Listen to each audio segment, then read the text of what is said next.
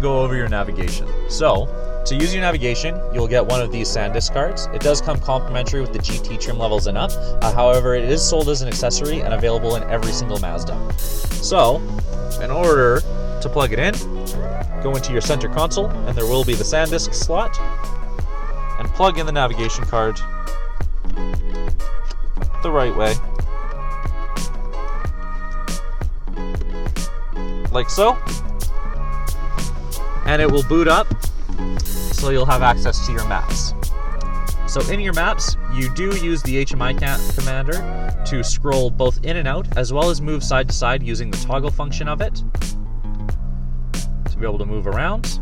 At any given point in time, if you press on the button, it will bring you to the menu. From the menu, you'll have a couple of different functions, but if you're ever trying to find where your actual position is after you've moved around on the map, press on the current position and it will bring you back to where the cockpit is.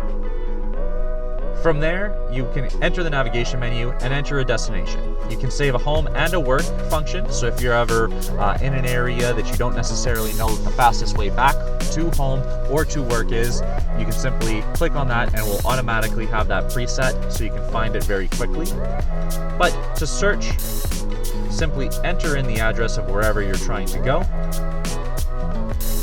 What it will do is it will give you suggestions as to where it is that you are going. Simply use the toggle to move up into that screen, and you can very quickly find exactly where you need to go.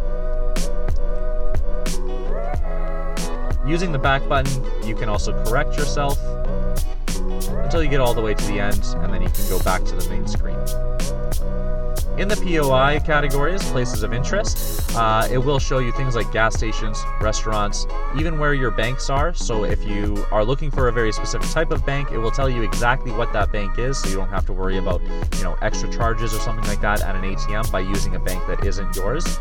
You do have lots of different categories though, so if you are out of town or in an area that you're not familiar with, you can find those areas very, very quickly. You'll be able to really kind of play around and see exactly what it is that you're looking for when you're looking for it.